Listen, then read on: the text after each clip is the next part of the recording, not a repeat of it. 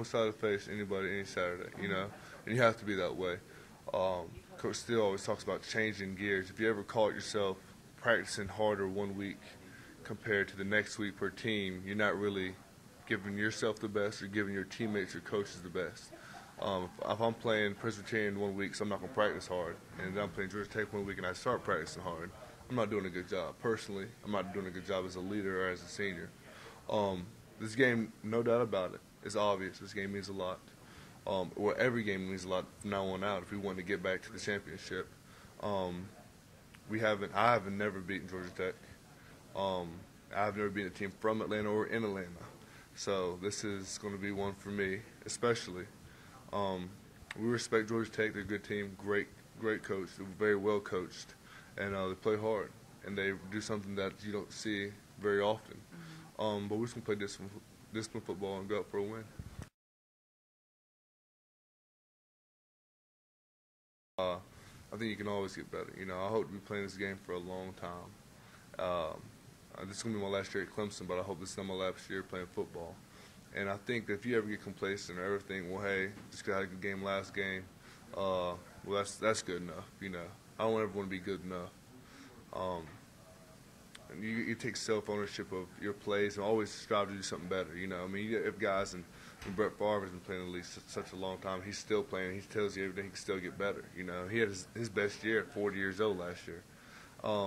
You can always get better, but I just want to be still remaining myself, establish myself as a leader, keep that, and just be a leader and a senior for these boys to look up to, you know, so if they get down, they know that I'm up, and that we're going to keep this defense and this team up, and this Clemson family as a whole up, and no matter what happens, we're going to give it our best.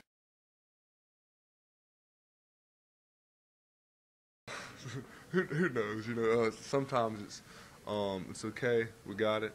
Stay calm, and it's really easy to be frazzled. You know, it's really easy to have a negative play or them score and say, well, what's going on? Why did we do that? Well, this is in the past. You know, you have to learn from your past. You have to correct the past, but you can only see the future. You can only help what's going on in the future. And then sometimes, if I feel like we're being too complacent or if we're not giving enough energy, and I'll get somebody's face and say, hey, let's go. You need to step up your energy level because they have more energy than we do right now. And it doesn't matter where we play in the parking lot. We need to have the most energy. We need to be the toughest. We need to be the most disciplined. We need to win. And if I feel, and they tell me, and if my teammates and my D linemen, they know that if I'm not giving it, they're going to get in my face. So it's a two-way street.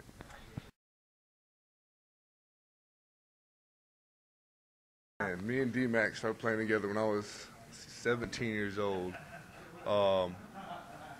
He's a year older than me. We both went to Hargrave the same year, Hargrave Military Academy, Virginia, Chatham, Virginia.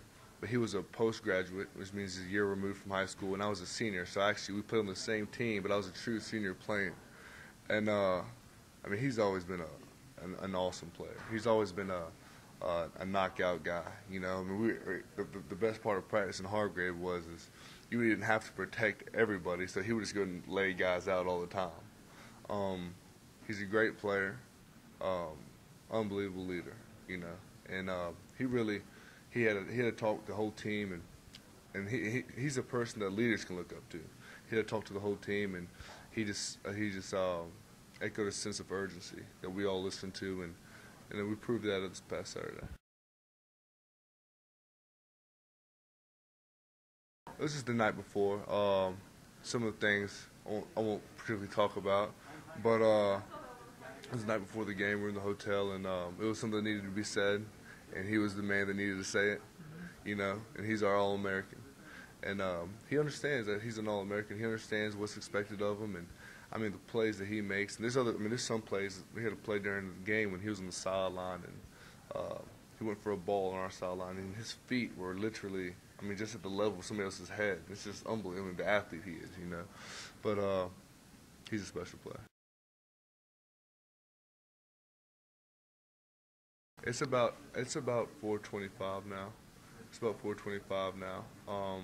I don't know who has it or where it is as far as tying. We have the best Joey Baston, Coach Joey Baston won the National Strength and Conditioning Coach of the Year, NCAA. So I mean, He does. I mean, that's really more him than us. We show up and we do the work, but he has the plan. He has the program. He's gonna work as hard.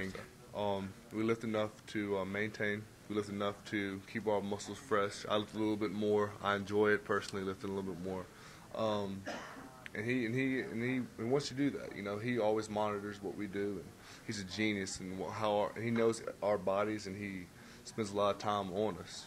So he loves this game as much as anybody else.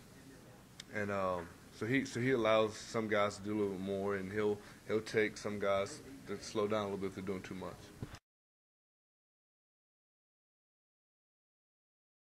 It's a blink of an eye. I tell people all the time, the freshmen on the team, I say, guys, be appreciative of the time you have and the people that are around you, and every day, because it goes by like that. And I feel like I was a 245-pound freshman coming in, and now I'm a 285-pound senior leaving.